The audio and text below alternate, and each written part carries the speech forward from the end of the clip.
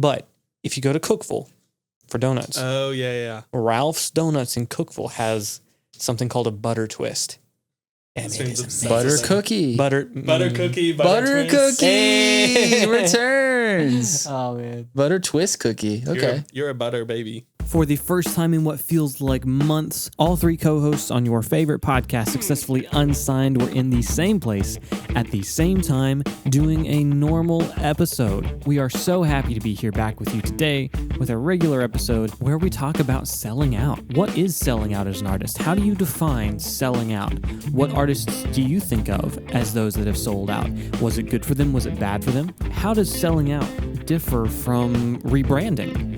Or maybe how you change and how you grow in your music. These are all really important questions, and ones that if you find success in the music industry, eventually you will have to answer for yourself, which is what we hope for each and every one of our listeners today. If you have experience changing and rebranding as an artist, let us know in the comments down below. Find us on Instagram at successfully_unsigned. Also, do us a huge favor, hit like, hit subscribe, rate us on your favorite streaming platform, and share this with your friends. Give us your thoughts, your opinions, your hot takes on selling out as an artist.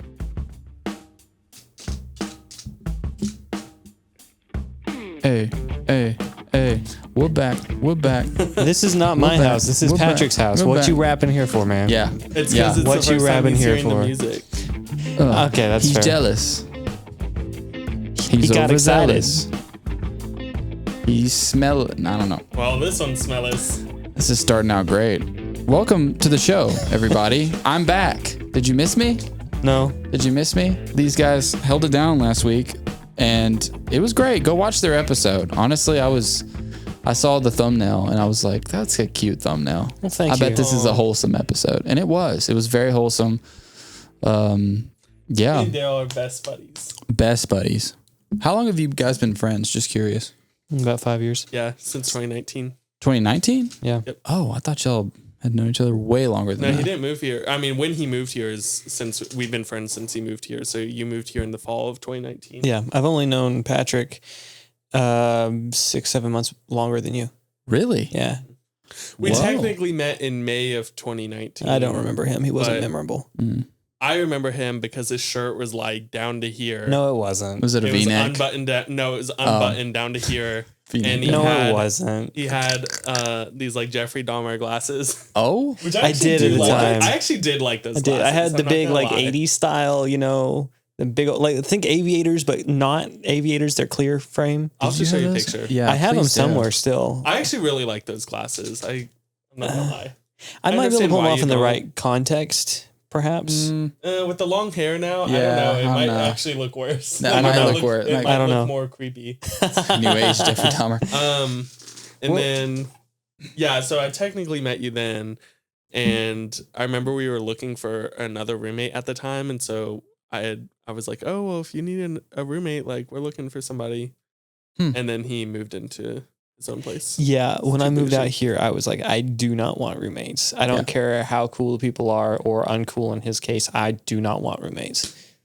He was over at our house. Wow. He wants to All smoke. the He wants to time, though. smoke, meat in peace. Yes, I do. Which, by the way, if you guys haven't, if you don't follow Dale on Instagram, DShack Official, is it on the official channel? It is on. It's also on his YouTube channel. It's the on- full it's on- video. on his I watched YouTube it. I channel. watched it today. If you have been wanting to watch Dale smoke meat and then taste it and slap And it s- and- multiple times. and hit it like You it slapped the meat so many and times. beat it like I it was owes just him talking. money, if that's what you want, Oh my goodness. Dale has the content for you. I'm kidding. Well, it's look, actually it's getting cool. hate I on did TikTok watch right this. now. I am. So I've been posting little clips of it on TikTok and Instagram and things like that. And I posted one today, and I posted 2 hours ago, maybe Yeah. 3 at the most. Yeah. Last I looked, it was around 38,000 views and a whole ton of hate comments. No way. Yeah, Yep. it's great. 38,000 Yeah, is crazy. on a video that I titled "How Not to Pull Pork."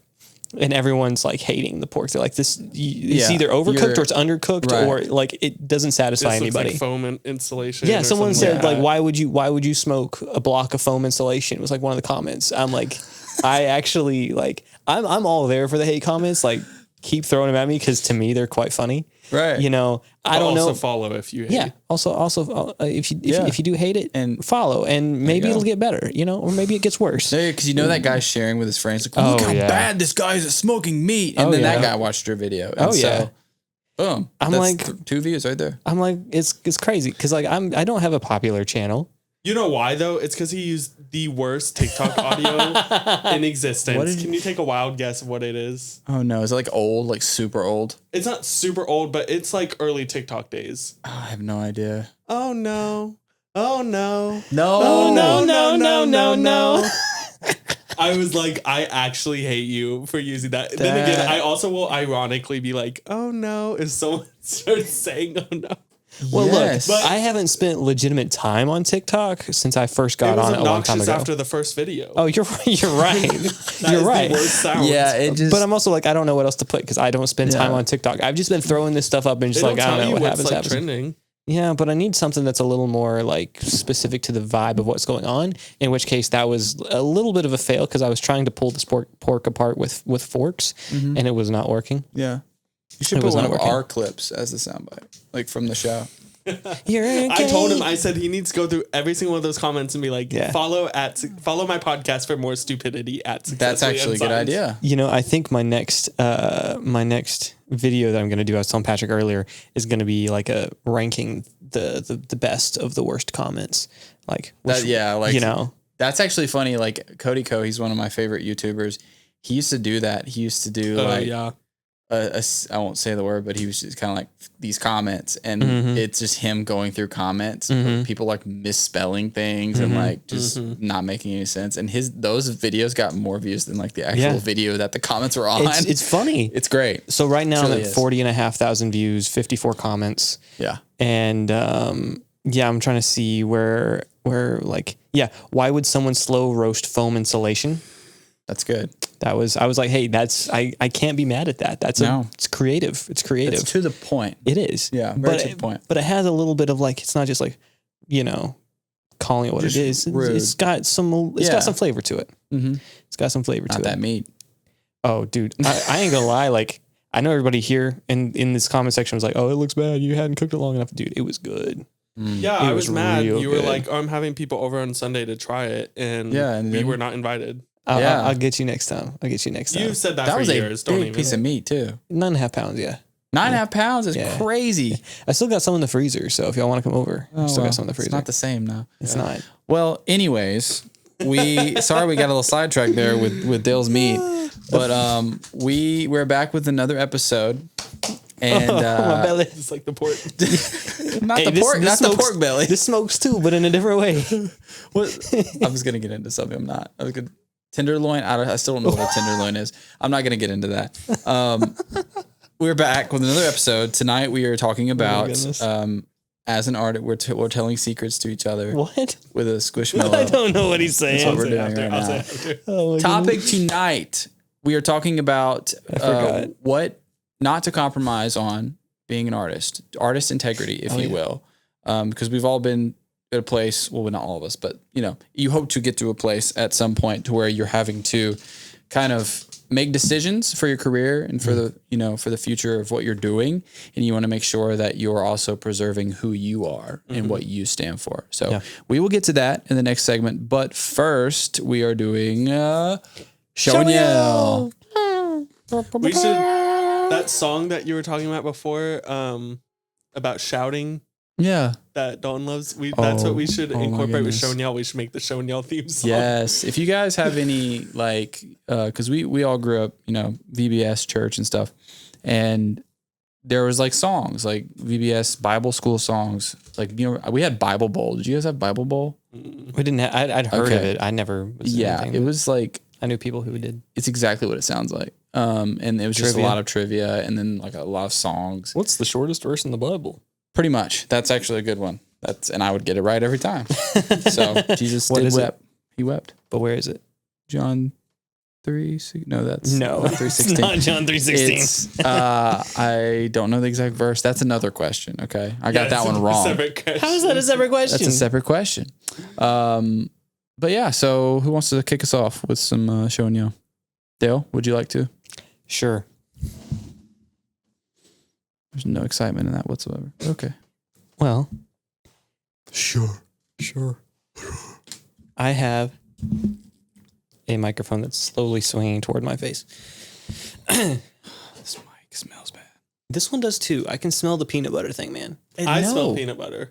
Yeah. Like It's not. It's like mildew or something. do you leave like some cheese crackers on it and like some mice come and chew on it? Because that's kind of what it smelled like. It may be that like blanket. I don't know. Never mind. Continue. If y'all want to sponsor us and get us some new microphone socks that smell better, I will do ASMR until you sponsor us. That's his next meat video. He's just It doing might that be. to the meat. I might. Oh, well, not to the meat, but I might to like a microphone. I might do an ASMR video. Why not? I'm out here doing side quests, man. I can see you doing that. I'm out here doing. I love ASMR. It's great. What's in your pack? It's not Shure microphones, but it's microphones. Oh! Pew, pew, pew, pew.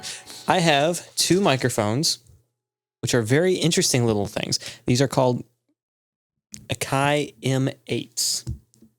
These are an old 1/4-inch high impedance microphone that came new with certain Akai reel-to-reel tape machines back in the late 60s, early 70s. And the reason I brought these today is because this pair, again, our original pairs to a tape machine that I was given a few years ago from my father. He got it from somewhere. I'm not sure where that particular machine came from. I think another family friend gave that one to him, but I'm not entirely sure on that specific machine. And it came with a lot of the original components, including these microphones, and they sound very interesting. They're not crystal clear like a lot of modern microphones. They have very much kind of a vintagey sound. It's very textured, and it sounds so cool, especially when I run it through the tape machine that they came with. And here recently, I've been going through those tape machines and trying to just see, hey, do they even work? Mm-hmm. You know, what kind of state are they in? Can I play tapes through them? If I can't play a tape through them, what do the preamps sound like? Can I run a microphone, or can I play a guitar through them? A lot of people actually like taking those old reel-to-reel tape machines and turning those into guitar amplifiers. Yeah. Because they have a very interesting texture, and they're great for clean tones. Like they're so great for just a clean tone guitar. So anyway, instead of bringing the whole tape machine, I brought these 2 little microphones that are still in the original leather bag that they came in, along with a few other things that are in here that you can find, including spare parts for the tape machine and a little piece of paper here that has just some, just kind of some random information on it about, I don't remember what, I opened it once, but it's on like wax paper almost, like really thin stuff. Yeah. Oh yeah, I remember what this is. It's instructions on how to cut and splice tape for your machine, because this machine is this particular machine is a consumer grade machine. It's not like one you'd find necessarily back in the day in a professional studio. So it comes with a little instructions on, like I said, some like kind of wax paper on how to use the tape cutter, which I assume came with their machine at that point in time. I don't have that tape cutter, but I have everything else that I know of, which is actually quite a bit considering that was, how many decades ago? So that's pretty cool. It's a cool little piece. I've also been doing talking about YouTube stuff, some videos on these, and those will be coming out. In fact, the first video is probably coming out the same day that this episode is going to air. Nice. Where I just am going through, I'm already doing that stuff anyway, so took a little video. And if you want to come hang out with me while I'm going through some old tape machines, make sure you go to my YouTube channel, DShack Official. So, wow. He's like side chaining his own little. That's good. Just make sure you don't forget about us, Dale. I'm just having fun with some random weird stuff. So sounds about right. Yeah, pretty much. Can I go last? Sure. Okay. All right. Why are you trying to leave an impression? So mine is going to be donut coffee cup. Hey, all right. So this says donuts on it, and I think a girl I was dating got me this at one point when I was in college. And I have a funny story I kind of wanted to share about it. Well, wow, it's already starting off great. You're such a funny man. I lived in these like college dorms or college apartments, whatever, and they were rented out separately. And so I never knew when I'd have another roommate just kind of pop in. Yeah. There was this one roommate that, like most of my roommates, was from Memphis. Nothing wrong with that. Love Memphis, but every roommate I had was from Memphis for some reason. I'm from Memphis. No, you're not. That's why I was born there, yeah. That's why we don't like you. I lived there first 8 years of my life. Wow. Love Memphis. But this guy, like, I didn't have many interactions with him, but I remember there was this one week, you know, you'd see your roommate, like, in the kitchen making, like, a Hot Pocket or something, and you just kind of be like, what's up? And the guy was telling me that he had to get his wisdom tooth pulled or something, like one of his wisdom teeth, or both, or whatever. And he was like, well, I'm going to be a little loopy for the next few days. And I'm like, okay, cool. So I don't know why he told me that, but just like I came home one day and he was in the kitchen and all of a sudden I see him try and like lick this thing. Like I just come in and he's like, he's got it like this and he's like trying to do that to it. And I'm like, hey, bud, what are you doing? He's like, oh, it's a cup. And I was like, it was probably the weirdest thing I've ever, like, and immediately I was like, I have to move. I have to move right now. So I washed it several times, like 3 times. But yeah, this is a fun little cup that will make people be jealous of you because it's just, it's Is amazing. it a Simpsons reference on the back? Because isn't that what Homer says? Donuts. That's a cool cup. That'd be hard to wash inside, though. Yeah. Just being hollow like that, I bet. I hand wash it and then I dishwashed it or machine washed, but it has that little hourglass thing in the side of it. Yeah. Which like, is kind of weird, but like hard to wash under there and then also like kind of hard to drink out of. A little bit. The little things, but it is really cute. But I do kind of want to get my game up on my coffee mugs because I've started to notice they're a little boring, you know? So hit that stage of life, man. Yeah. I feel that. I'm like, I never understood why people would get dudes a coffee mug, but now I get it. Yeah. Now I understand because there is no worse feeling than when you go into the kitchen and you try and make coffee and you don't have any mugs left. Yeah. And then you're like, I guess I can't have coffee. That you could wash one, but who wants to do that? You don't do that. Nobody does that. So yeah. I have a lot of mugs and I don't drink coffee or tea or anything. Like, I don't have any sort, but that people always buy me mugs because I guess like fun ones like that. Yeah. Like it's they're like an easy thing to customize. Yeah. So I don't know, but I do have, I mean, I'll drink water out of them sometimes when I'm out of cups. It's crazy. I'm just putting ice in this. It'd be so goofy. I would. Ice donut. What's your favorite donut place to eat? I feel like that's a big debate around here. That is a big debate. It is. I got a hot take. Donut Country is good, but it's not like my favorite. I grew up on Krispy Kreme.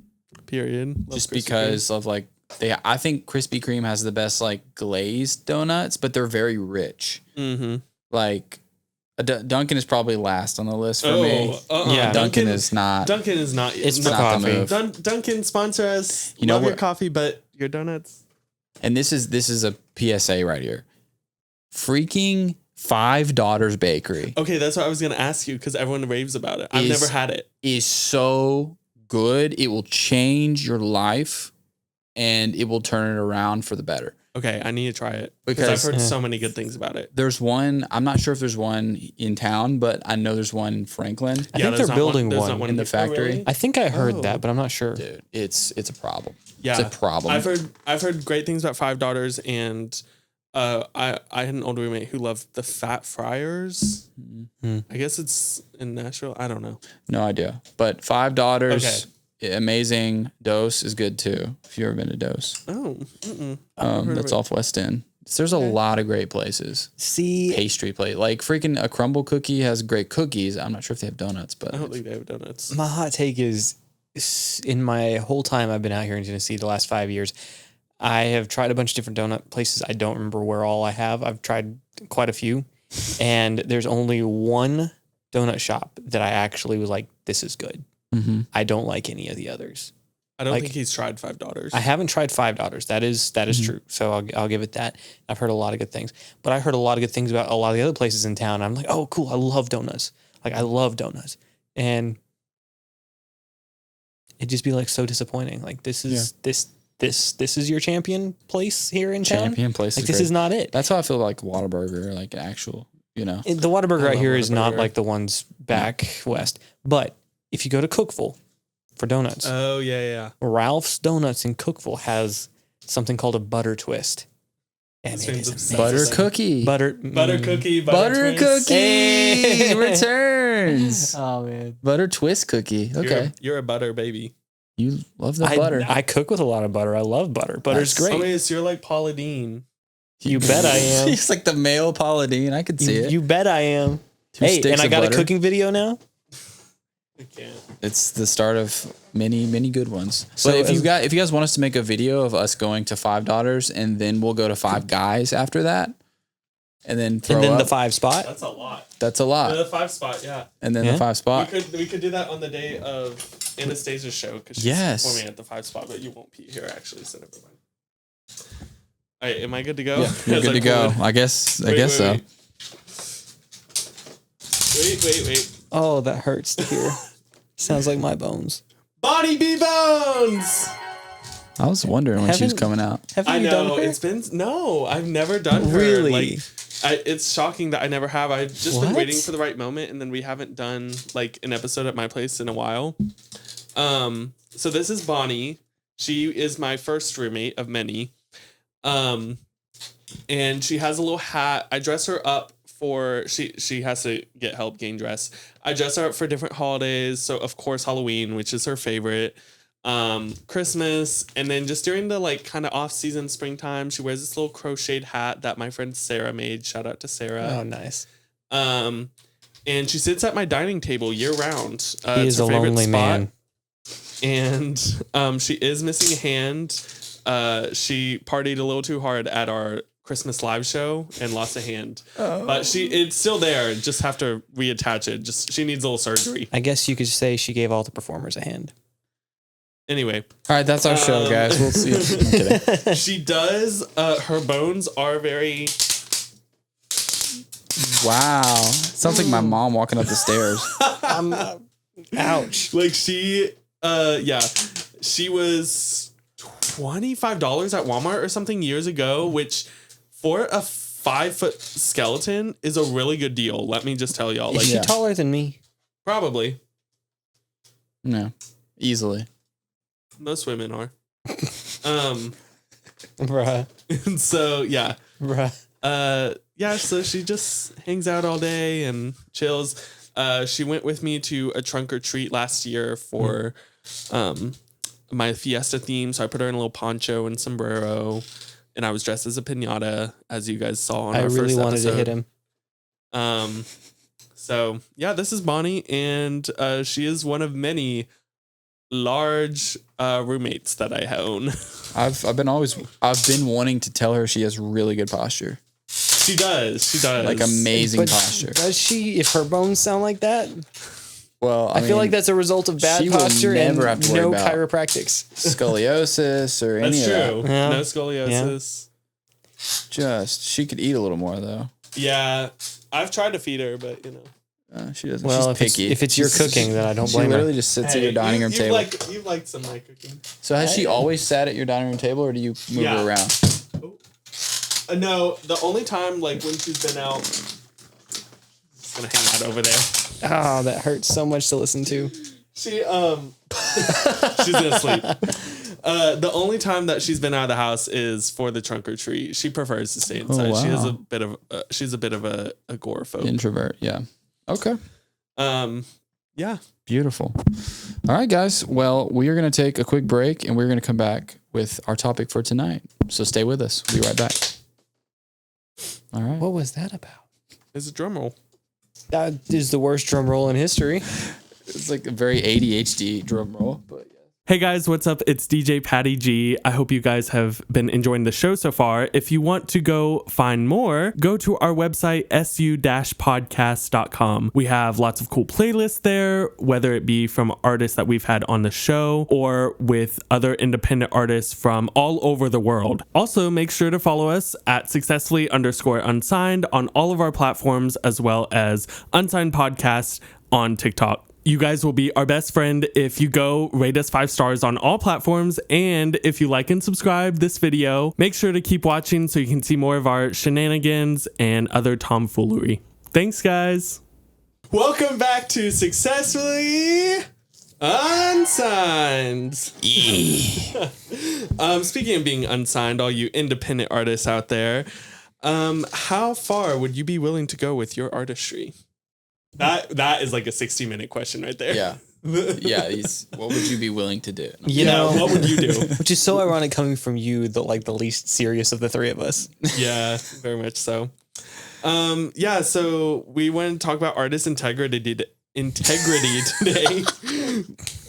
Don't laugh at me, SU podcast. Talk about some pronunciation integrity over there. Like, Oh, man. So as an artist, you're obviously going to run into a lot of different phases in your artistry. So whether that may be you are working on a song, maybe with some other songwriters or a producer or whatever it might be, and they want to bring in some ideas or want to do something with the song that you don't necessarily want to do. Or maybe it's a performance and or maybe it's with your band and they want to do something with your music, whatever it might be. Or if you kind of reach your goal of getting a label, or you're looking into labels, or labels are starting to reach out to you, what are you willing to compromise in your contract? Mm-hmm. So that's just something we kind of want to talk about today, because hopefully it will be very relevant. Well, it'll be relevant to everyone of our artists, but especially the label one will hopefully be relevant to all of you someday. Yeah, 100%. I think it starts at a rudimentary level with, I think most people can agree that it's easier to kind of do your own thing than be in a band, just because there's a lot of, it could be politics, it could be differences in like approach to writing songs, which again falls under politics, I guess. Differences in like ideas or drive as to like who wants to go where in the band.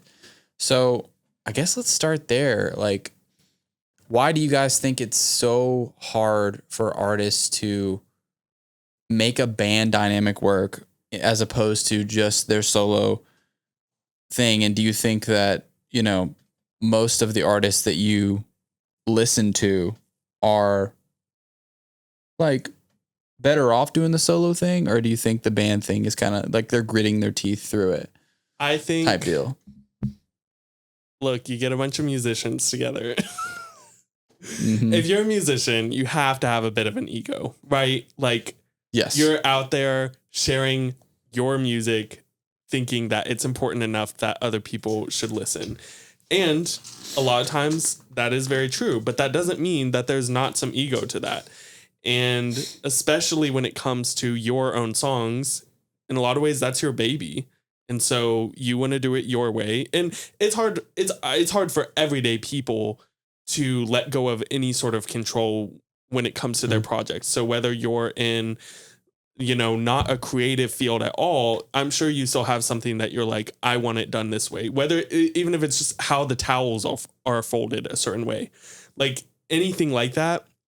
It's sometimes just hard for us to let go of control. So especially when it comes to a song that we have put our heart and soul into, when someone makes a suggestion about something, that can be difficult to take, especially if one of the suggestions is like, I really don't think this part is good, and you think that part is what really makes the song. And so, especially when it comes to bands, I think, you know, any sort of group project, it's going to be hard. Like, you see that from early school days of you're getting a bunch of different personalities together, putting it into one project. And there's going to be times where certain people don't pull their weight. There's going to be times where certain people have to be the ones to pull all the weight. And a lot of times in bands, there's usually kind of one person that is guiding a lot of it. And either that person is okay with that, and the band members are also okay with that, or that person gets fed up and the band members are like, well, I don't feel like doing all this stuff. I'm just here to play music. And it's like, okay, so as a band, we need to succeed more than just, you know, I just want to play music. Like, if you just want to play music, there's plenty of garage bands to go join. So I don't know. I think it depends. Like, there's some people who really love the solo work. I've also heard some people who have tried the solo work and were like, I didn't care for it. I prefer doing a band. Yeah. I think a key with the whole band dynamic. And by the way, if you haven't watched our episode on band dynamics with Mello and Kyle, like go back and watch that. We had some good conversation about some things that may come up in those situations. Like, for instance, one of the guys I know, he's in a band, and one of the members just got married, and so it's a struggle because he's kind of splitting time with, obviously his wife and also the band. And so that can be kind of a stress point. Mm-hmm. If you're in a band with someone who's kind of managing that, which obviously that's a hard one to confront them about. But I think the key is to find people that share your vision. Yes. And that want to contribute to the betterment of the group instead of they're out for their own sort of clout and, like they're kind of looking out for themselves. Like you can tell when you're around those people, because they're actively giving ideas to the group. Like, what if we ended a song this way, or, maybe they have ideas about stage presence or whatever, like stuff that makes the whole band look good, as opposed to just a really good player not contributing anything. Because I've been in those situations too, where I've played with really good people who just are they have that ego and they don't want to let that go and put that pride like in the drawer. And so it's hard. It's like they're great players, but no one can connect with them. Mm-hmm. And so playing feels like kind of a job instead of like what it's supposed to feel like, which is releasing of energy and just an experience that you're supposed to look forward to and love and all of that. So it can be tricky. Yet with a similar, maybe an opposite perspective, but on a similar thought, if you're in this to make your band, if you're in a band and if you're in this to make this your career, you have to treat it like a business. You have to be careful of who you take into your band. Mm-hmm. And I mean that not just in the sense of, do you mesh well as people? Because that's important. Not just, are they fun to play with and are you making good music? That's obviously important. You have to believe in them. Hopefully they have the skills, technical playing ability to keep that up. That's important. But you also have to look at it and think, okay, is this somebody that I can be a business partner with? Because, if you were going to go start, say, any other business on the face of the planet, say you're going to start we were talking about donuts, say you're going to start a bakery with somebody. Mm-hmm. What are the things you look for in somebody to start a bakery with? Well, hopefully, they bring something to the table that brings value to the brand, to the company. Maybe they have the recipes, or maybe you have the recipes and they have the public speaking communication skills, right? Somebody's got to be the front man. Somebody's got to be the one to go make the deals, right? You have all those roles, all those skills, and you have to look at it and say, can I, as a business, take this person with me into this, agreement? Because that's what you're making. Mm-hmm. You're making a business agreement if you are doing it as a career thing, which is why a lot of entertainment lawyers will tell you when you form a band, sign a contract, put it on paper and say, hey, this is our name. This is who we are. This is what I am to the band. This is what I'm going to contribute to the band.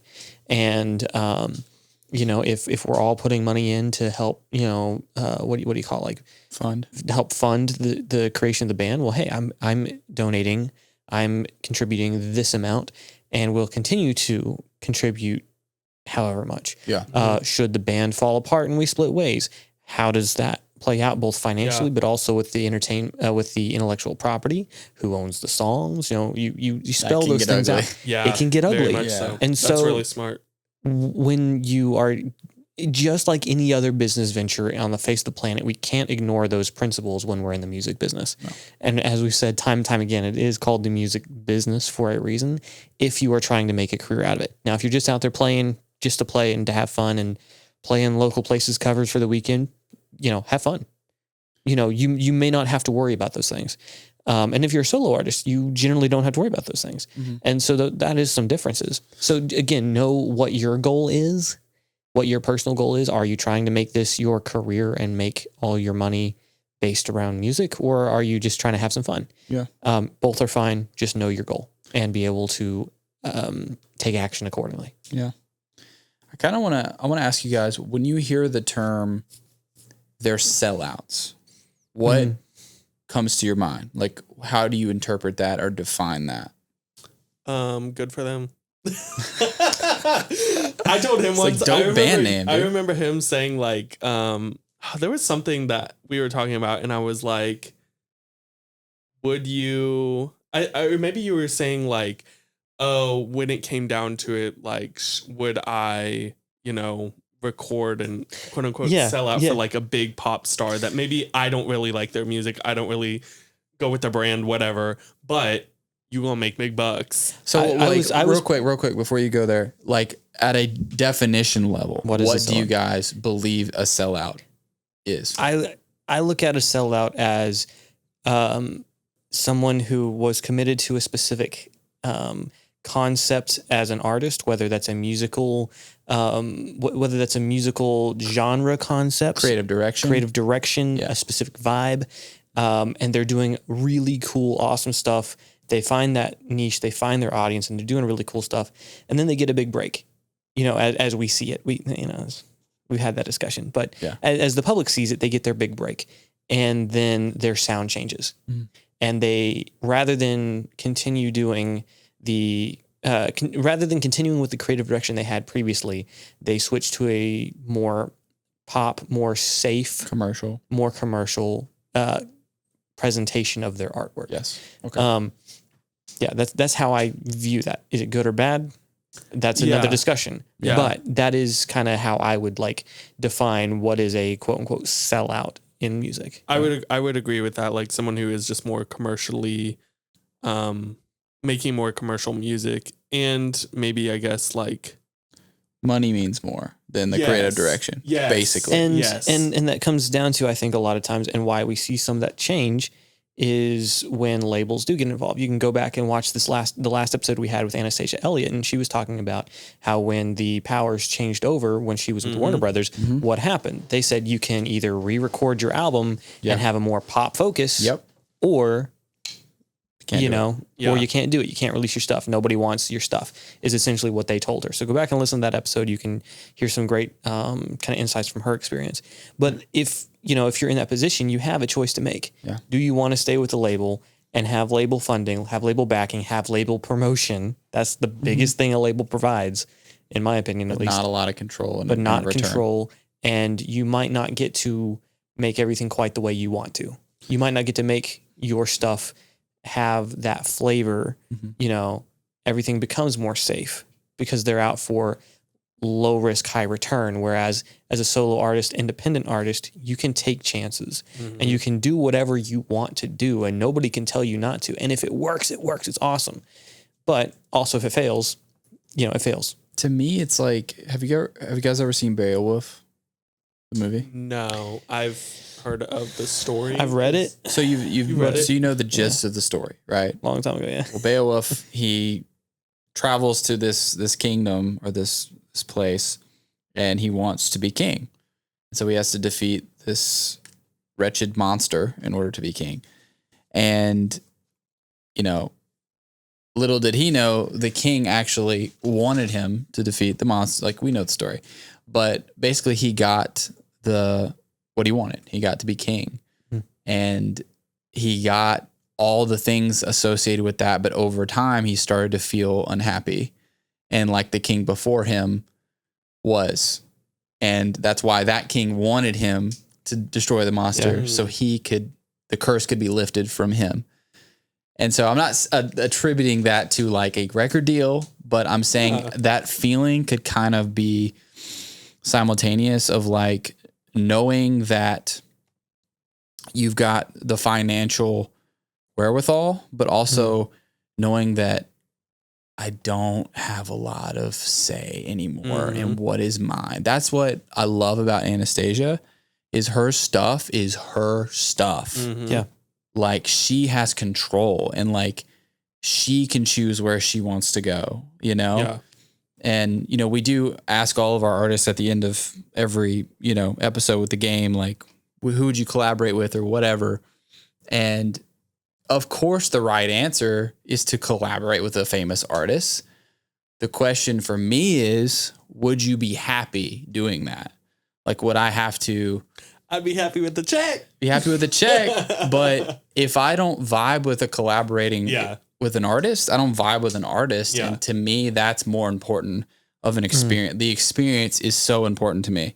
And over time, like once the money's there and it's spent and it's gone, it's like, okay, well, maybe was that good? Like, what did I get something beneficial out of that? Are you still proud of that music that you made? I'm still proud of that. Like, and that's for me. I want to put out something that I'm proud of.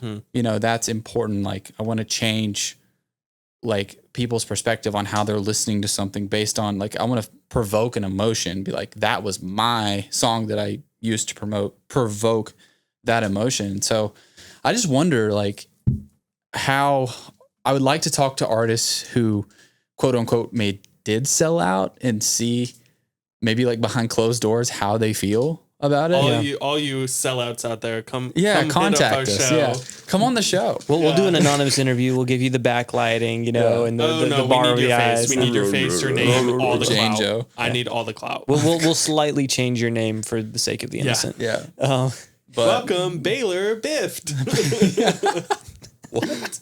I don't know. It's just the first one. Is that the? But you know, it's an important question to ask. Like, where are your personal moral allegiances in your business venture? Do you align yourself with I'm here for the craft more than anything and everything else? Because there's always, I mean, there's a balance. I'm big on believing that everything in life has a balance. Yeah. There's very little that we do. And very few decisions that we make that are purely 100% and 0%, right? So now there are some, you know, sometimes it is 99% and 1%, but more often than not, it's probably 60-40 or 70-30. Yep. And when you're making decisions like this or when you are thinking about yourself, you know, where are your priorities? Do you want, you know, are you after making a living doing this and making your money and it's purely a business, you know, 80% and then 20% is, hey, I want to keep true to the stuff that I want to make, but I'm willing to set that aside. If that's where you are and that's your belief, that's fine.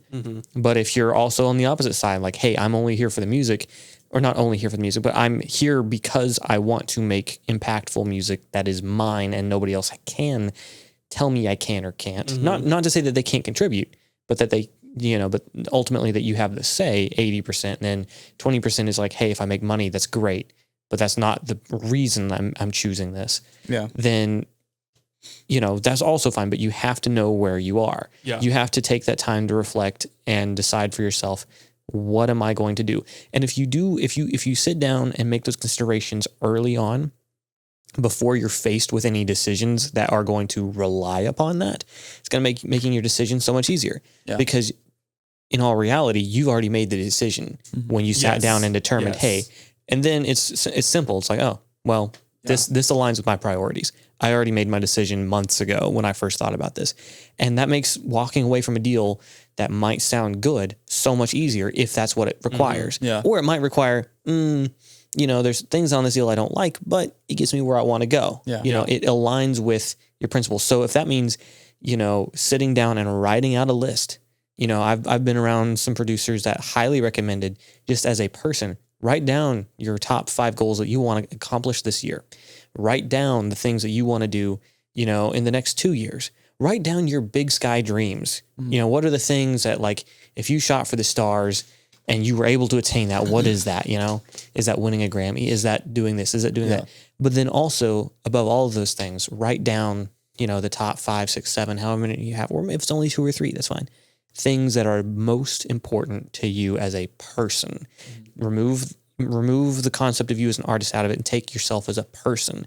And so whether, you know, if you're married and your family is the thing that's most important to you, that goes at number 1, you know, or if you are, you know, at some other stage of life and, you know, maybe to you traveling is the most important thing to you, that you just want to travel. That's on your list. And, you know, you make your list. And if you think, okay, every time I'm faced with a decision, does it lead me to fulfill one of these 3 values or 4 values? That makes your decision process so much easier. Because the decision is already made. I think it's another way of putting it is like making a list of like, these are my non-negotiables. Yeah. Yes. About who I am. Yes. Like, it's one thing to say, hey, you need to wear a silly outfit for this music video. Yeah. It's another thing to look at you and say, hey, your music, you need to make it more poppy or else we can't play this. Yeah. Yeah. That, you know, every form of music has to start somewhere. You need to decide whether you're a conformist, like you want your music to sound like other types of music, or you want to invent something like you're trying to innovate a new genre, like, because they're going to compare you to people. Mm-hmm. I think we heard with Anastasia's episode, they compared her to like Lady Gaga. Mm-hmm. And she was just like, no, like, we're not doing, like, that's not who I want to be. That's not what I want to be. Yeah. And, you know, and she completely, that motivated her to like change her aesthetic and like really lean into that. So I would encourage you guys as artists, just lean into that. Like, find out what your non-negotiables are. Find out places that you're not going to compromise when you're sitting in front of that executive who claims that they know more than you about who you are and what you're who you're gonna be.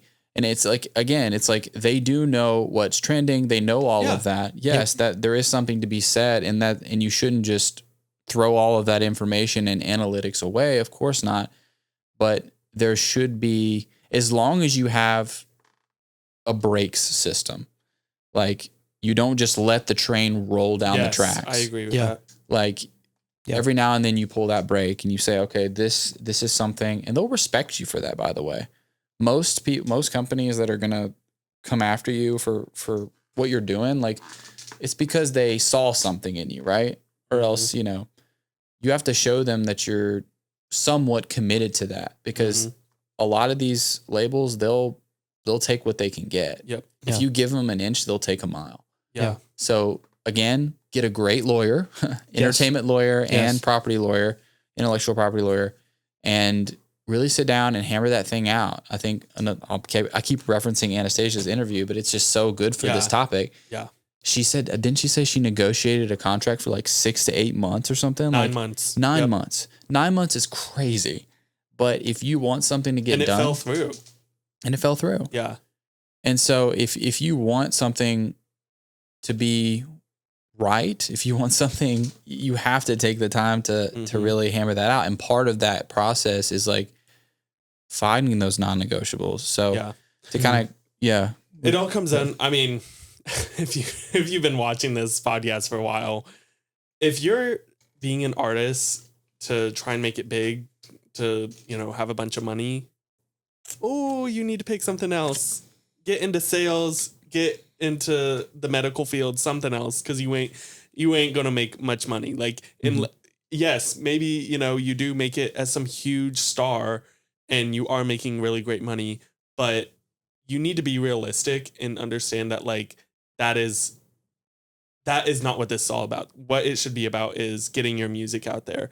And I also want to clarify, there is nothing wrong with quote unquote selling out. I think that there is plenty of artists that, you know, huge pop stars who love what they do. And eventually, I think, get into I would use Lady Gaga as an example, where she had this like really weird, crazy, wacky image that no one's really ever seen before. And then kind of moved into a more subtle vibe. And now she's doing movies. Like, at the end of the day, no matter what kind of music you're doing, you need to understand that this is a long, long, long game. Yeah. It's probably going to take you 10 plus years to really start gaining some traction. And then it probably will take another 10 years for you to really like be getting big. Return on investment. Yes. Yeah. And with artists like that, I mean, she was doing all these weird artsy stuff. Not to say that maybe she didn't like a lot of that stuff. I'm sure she did.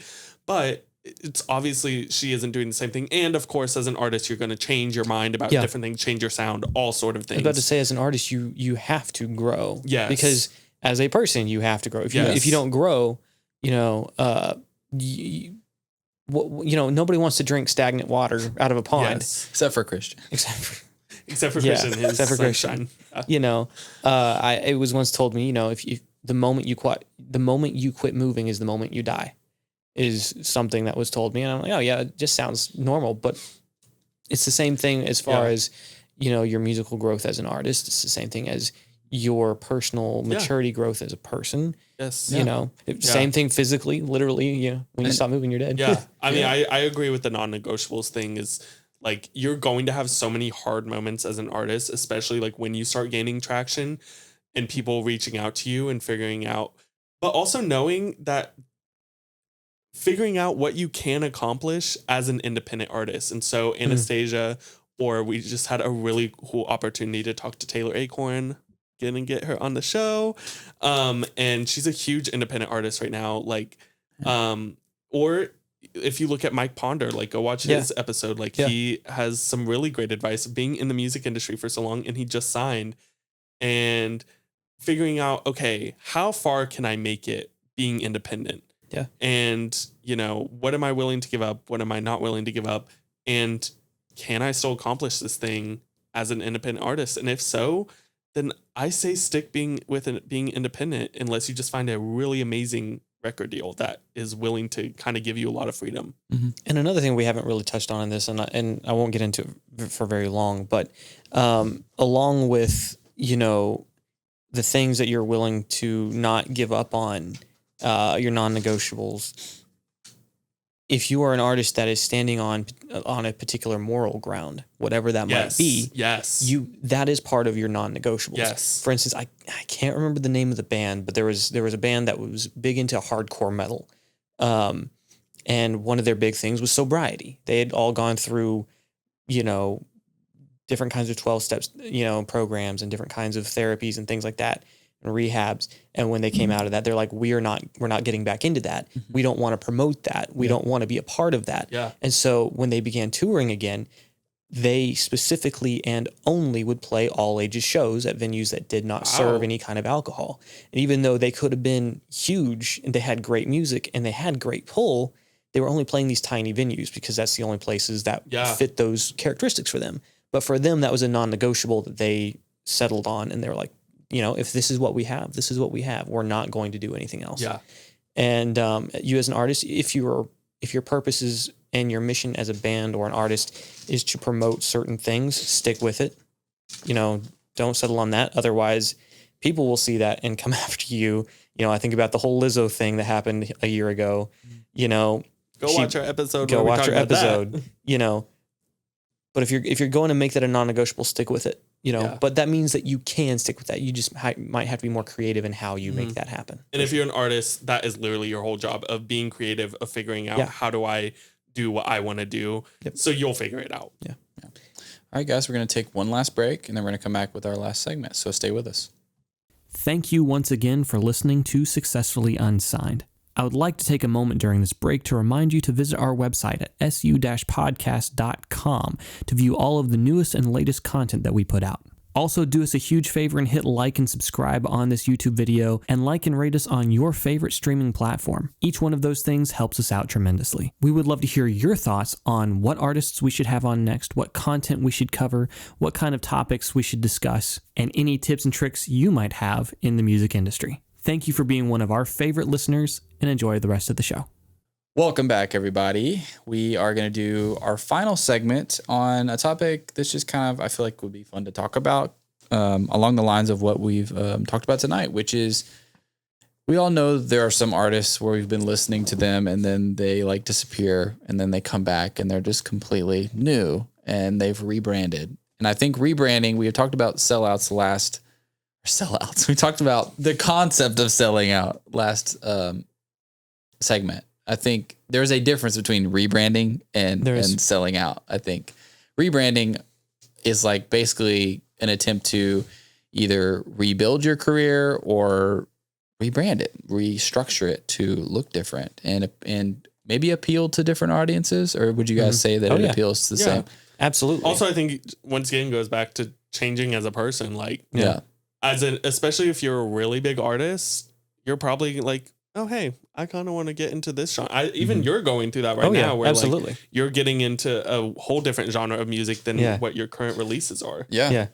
And what do you guys like? What are y'all's opinions on like if you see an artist that you loved their music and then they drop off the face of the earth and then they come back with like a whole new thing that maybe you're not as crazy about? Do you view that as like that's just like a phase in their career that I'm not crazy about, or do you think that's a reflection on the artist in general? Sometimes you have gut reactions like, I don't like this. Why'd you change? You know, because we want certain things to remain the same. Like for instance, you know, if Metallica decided to completely rebrand their image, they'd lose their entire fan base just about, because they have this thing. You go to an Eagles concert, you don't expect to hear new music. Why? Yeah. Because we have this concept of them and we want to hear that concept of them. We don't want to hear their new songs. Not really. Yeah. You know, if you're being honest, you know, we're there to hear Take It Easy. We're there to hear Hotel California, you know. So you do have to, you know, keep that in mind. But if I'm being fair and honest, which is harder to do sometimes when you're emotionally attached to songs and artists and styles, you have to sit down and say, you know what? Just like I as a person can change my personal music taste, I have 3 different playlists that are 3 different genres or whatever, you know, or more. Yeah. Just like I can have different tastes in what I listen to, they can have different tastes in what they make. Yeah. And if you're being honest, you have to accept that. Yeah. Yeah. That's how I always look at it, of like, if there's an artist that I really love their music and then they just completely switch it up, and I'll give it a try and be like, okay, this isn't really my favorite. And I'll be sad about it. Yeah. But at the end of the day, I'm like, but I understand, like, they're an artist and they're trying something new, and maybe they'll go back to what they did, or maybe they won't. And that's also okay. Like, I think just accepting it as a fan, and like, especially like, don't go harass them about it. Like commenting and telling them, oh, I like your old music, or like, you need to go back to the old so-and-so. Like, that is just so pointless and like literally not going to do anything. It's just rude. Like, and they're probably never going to see it. Yeah. Or if they do, it's just going to hurt their feelings. Exactly. Like, respect their career as an artist. And like, even if it is selling out, like Metallica decides to do bubblegum pop, period, I'll be first row. But like, like, if that's what they want to do, then like leave them alone, or I guess keep commenting, and like, it'll gain them more traction on their new music. I also think people have such high standards for artists, where it's like they put out one great thing and they're going to consistently keep doing that. I'm sorry, guys. Artists are human too. And sometimes we're not able to pump out bangers every 6 months. Like, I don't know. I feel like I'm trying to think of a good example. Correct me if I'm wrong. Do you listen to Demi Lovato? Not, I know like her big stuff. I know some of her like Disney Channel stuff.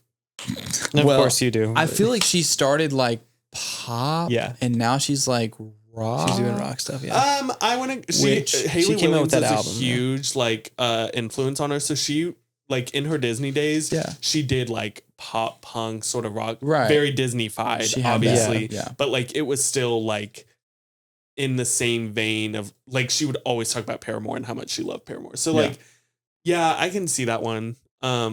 But I feel like more people were like okay with that one. Yeah, that's what I'm saying. Like, there are some that are like the transition is like seamless, and then there are some, like, if Beyonce would just switch to country or something, like, do you think her fans would just abandon her?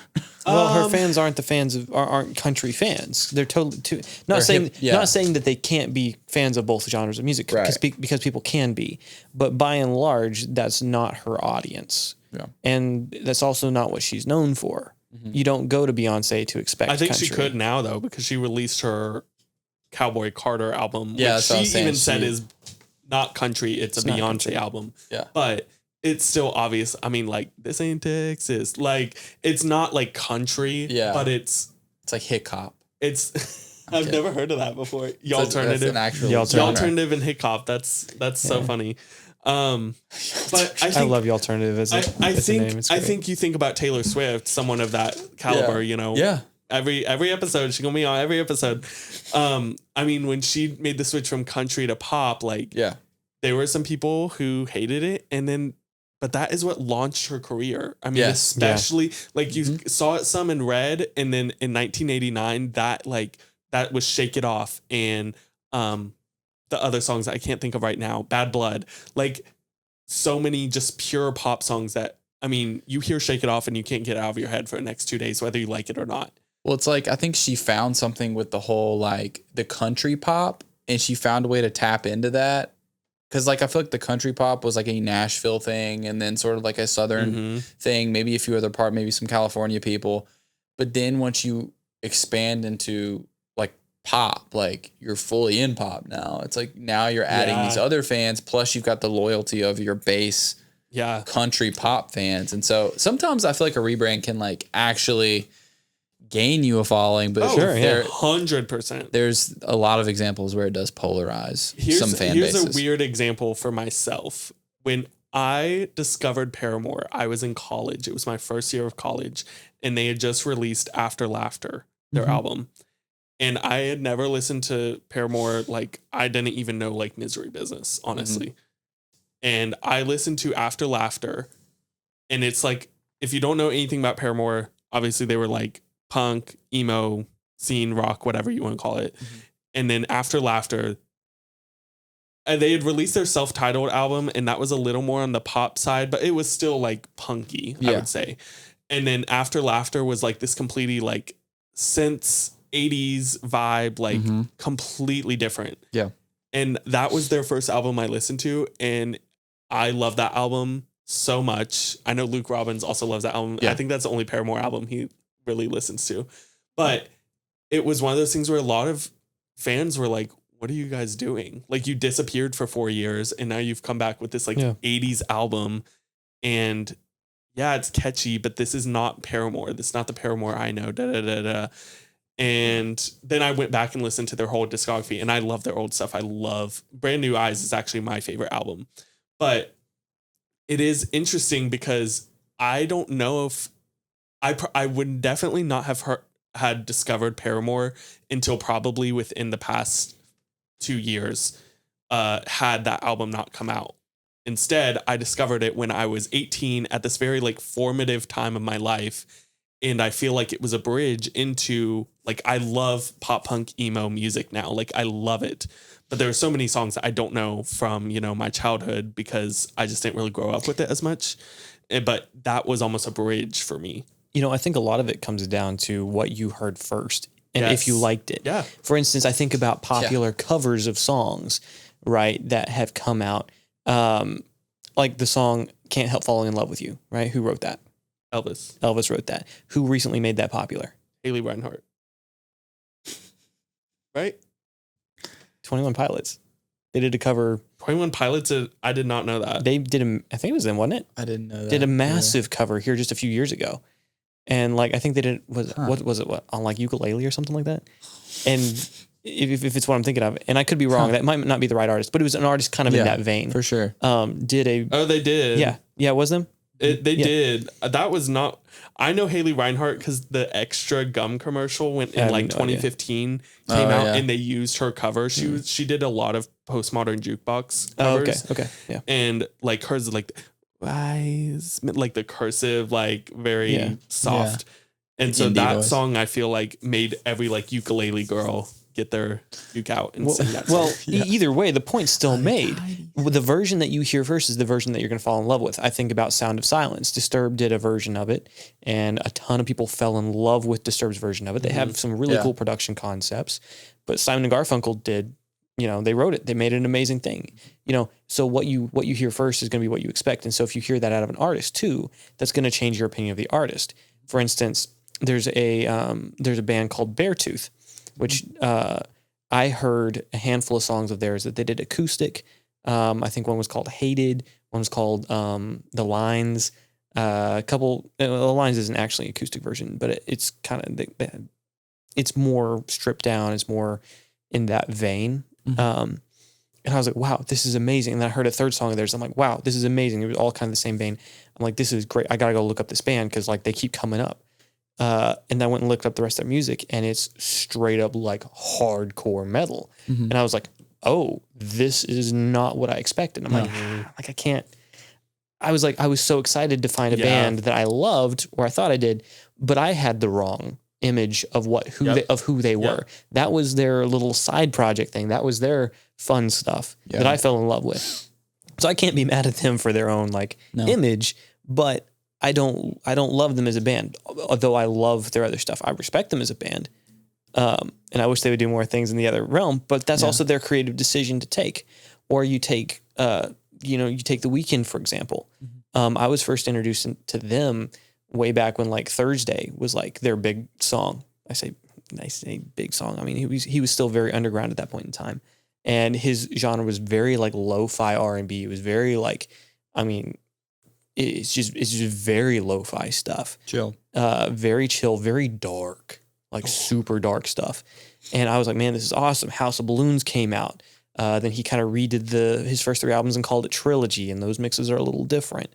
And they're a little more cleaned up than what he had, if I remember correctly. But anyway, like that whole thing, it was like a really cool vibe. It was very underground. And then,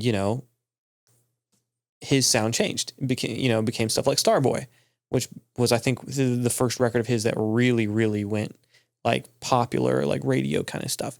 And it's a totally different thing. It's very poppy. It's very clean production in comparison. And so for me, I was like, that was a rebrand that I didn't like at the time. Yeah.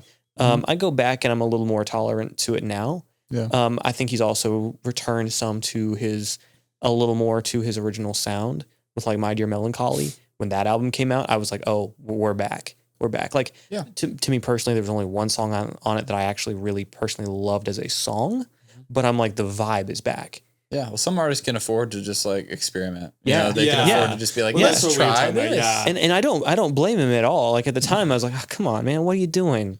You've completely changed your thing. And like, that's not what we built on. I was in that camp of like, you need to go back. But yet if he hadn't made that change, he wouldn't be doing some of the stuff that he is now. Yes. Yeah. And he's come out with some great stuff now. I'm like, this is really good. Ariana Grande I have been a long time fan of Ariana Grande. Like, she's great. Since Nickelodeon days. She's great. And I loved her first 2 albums. And then I remember when Dangerous Woman came out and I was like, I don't know how I feel about it. And then now I love Dangerous Woman. It's one of my favorites. Mm-hmm. And then Sweetener came out and I was like, I think I like it. And then I end up really liking it. And then Thank You Next came out and I was like, this is her magnum opus. Like it was just so raw and real. Yeah. And then in 2020 Positions comes out. And let me tell you how many times I've listened to Positions.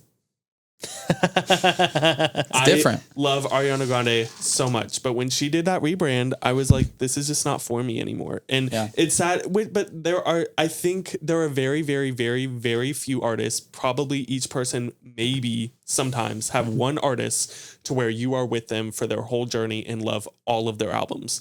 Yeah. I think that as people, like, we just sometimes grow out of their music. And so Ariana Grande, yes, she changed a lot of her music with Positions, but a lot of people love Positions is their favorite album. And I just don't get it. No. There are songs on there that I like. But even Eternal Sunshine, which she just dropped, which people are also saying like is one of the best albums. I have also listened to it once. And I know like we can't be friends. Like I love that one. And a couple others that I like know, but even those I'm like, yeah, they're catchy, but they're not like, it's not like me listening to Dangerous Woman or Yours Truly or Thank You Next, where I'm like, oh, like this is good. This is really good. I think also they're just some artists may be trying to catch that slope where it's like, all of a sudden there's like a new trend of music that people are into. Like the country thing is a really big trend right now. A country thing, even like we talk about TikTok on the show, like introducing new music and all of a sudden something's like caught on and it's like a different genre. Like, you know what I'm saying? Like, and I think maybe some artists are trying to ride that wave. I think that's very true. And like, maybe I can get on the come up of this like new in genre of that I'm changing, So let me ask this question to the two of y'all. What do you think of artists who constantly, maybe even on the same album, from every track to every track, are changing what genre they're playing? What do you think as a listener when you find an artist that's like that? On every song on the album? Yeah, perhaps maybe it's not every song, but maybe it's like every couple songs, like, you sit consistent. Down. Yeah. It's not consistent. And, maybe I mean, oftentimes there'll still be a kernel of them as an artist that shines through if they're good. But like, what do you think of that? It'd have to be pretty like cohesive, or it be like a concept album for it to work for me. I think like I love all genres, like truly, like all genres I love. But I think if it was from one artist, if it wasn't like cohesive and it just kind of sounded like a mashup of like different genres, I'd be like, can you do something else? Like, this is just annoying me. I think I've always been a big proponent of like flow in an album. Yeah. I'm sorry, this is just my personal opinion. When I'm listening to an album and all of a sudden, and it's like an album that has maybe a lot of pop elements or a lot of synth, and then all of a sudden there's like an acoustic track like in the middle of the album.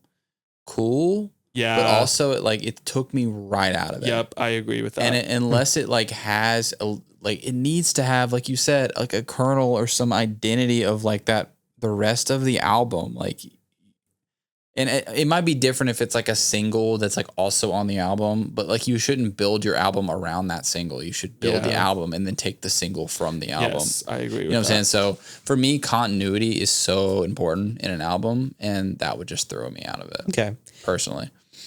The only example I'm thinking right now of like, and I don't know if this is her most recent album, probably came out a year, maybe 2 ago. Tori Kelly came out with an album. Yeah, dude. And I love Tori Kelly. Amazing vocals, amazing voice. And I can't remember the name of that album. I listened to the whole thing. And so... Sorry. I was thinking of the movie Sing, and she voices the elephant, and how everyone hates the elephant. That's like, happy birthday, dear grandpa. Like, while everyone else is singing happy birthday normally, and everyone's like, I hate that stupid elephant. I want to kill it. Like, oh my goodness. I have no idea. But well, she's on tour right now with that vocalist guy. Like what's his name? Literally, he doesn't even like have like songs with full band. It's just him as a vocalist, and he like layers his own. I don't know. It's like I think it's like viral on TikTok now that has this like singing challenge. It's like Jacob Collier. Yeah. She's on. You know what? I did hear about that. She just got off a tour with him, or she's on a tour with him right now. And it's like this like voice orchestra. His last album. Voice orchestra. His last album, I haven't listened to it yet, but I hear it's like nothing but vocal runs. Yeah. So that's an idea. Like it's a concept. It's a concept. Yeah. It's a rebrand. That's what I'm saying. Like, if it was a concept album, I'd be more open to the idea and trying to like follow it. Mm-hmm. But sometimes too, I'm just like, I don't know. It could come off as like pretentious or just messy. To just do different, just a bunch of different genres. Our attention span as listeners is like, that's true. That's true. You have me for like 30 seconds. I'm sorry. And then I'm not impressed. Yeah. Bye-bye. Yeah. Let us know your thoughts in the comments. You know, and I asked this question personally, because like, as Patrick pointed out, you know, I'm going through like my own little phase of like the stuff that I'm writing is in different feels, different genres than what I've done in the past, you know, rather than being Americana and kind of folk based. Like my most recent couple songs I've written are a lot more jazz oriented. Electronic. I've been doing some electronic stuff. Absolutely. Yeah. You know, so we'll see what happens there. But like, you know, if I'm to take a soft acoustic jazz forward thing and an electronic, you know, kind of, you know, dark pop punk kind of thing, how do I marry that? How do I make that work? Do I make that work? I have some people that you should talk to. You should talk to Glitch Gum. I just met this. We'll talk after, but yeah, I think that's where you like need to start getting out into the scene and like meeting people that have done that or done something very similar. Like Glitch Gum is working on an album right now that he's like, I love hyperpop, and that's what he does. But he is like, I grew up with pop punk, and now I'm starting to incorporate that. So he just released a song called "Blame on Me" with Jack the Underdog, who's a pop punk artist around Nashville, and so. Just finding ways to incorporate different things like that. What are y'all's thoughts on eras? Because I feel like, especially Taylor Swift with her Eras tour, so many artists now are either being told or have their different eras. I would say Ariana Grande too. Like you look at different like art of her and it's like, oh, here's her Yours Truly era and her My Everything era, like with the cat ears, and then Dangerous Woman where she's like it's the bunny, and like all this different eras. Miley Cyrus, who we've talked about on the show, go watch that episode where we go through her entire career of her different eras. And I don't know, like do you think that has gone too far to where like artists are expected to have eras? No, I just think it's just telling a story of the artist in a different way.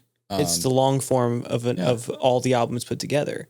I mean, it's basically like going back and looking through a yearbook. Yeah. Yeah, that's a good point. And I think it's a cool concept. It really is. It's just another version of greatest hits albums. Great. I was literally about to say that. That's the same thing with a different name. Do you think one reason I asked that is because with Olivia Rodrigo, she released her album Guts last year, and the background was purple, and it was still this kind of like angsty pop punky sound, very similar to Sour, and a lot of people were like, this is so boring, we need something new, like she already did purple, all this stuff. And to me, I looked at that and I'm like, but why? Like, the music's still good, it's stuff that I still really like I love Sour, but I also really love Guts. And I'm like, and who cares about the background color? If she wants to use purple, she can use purple. No one had an issue with Prince doing it. Like, I don't know. So that's where I think sometimes we get in trouble, where one artist does it one way and it's like, oh, Taylor Swift has all her different eras. And then like you look at different artists and it's like, well, they're not being different enough. And it's like, I wouldn't necessarily agree with that, but I do agree. I understand what you guys are saying. Yeah. Some artists are just in it for the music. They don't have as many ideas about their aesthetic and about their, about how they should look or what color should be in the background. Like, they just want to make the music. And maybe I think there's something to be said about that being important, but I don't think it is. Yeah. I don't think it's like there's a team for that. I don't look at that too. I don't look at Olivia Rodrigo's 2 albums and be like, oh my goodness, they look exactly the same, because they don't. Like, it's different shades. Like Sour, she like has stickers all over her face. Mm-hmm. Guts is a lot more simple, where she's just kind of laying down.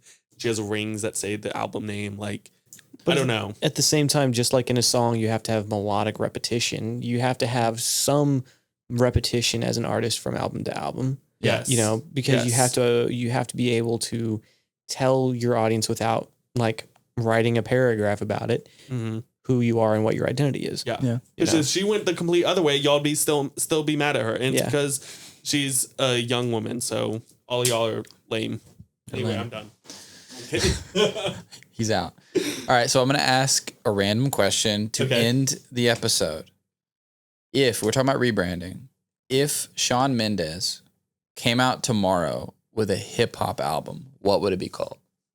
Shawn Mendes? That's such a random person. It's meant to be. I only know one song of his. I only know like a few. I know Ruin, which I love. Oh, I don't know. It's an amazing song. Okay, let's use Beyonce. What if Beyonce came out with a EDM album?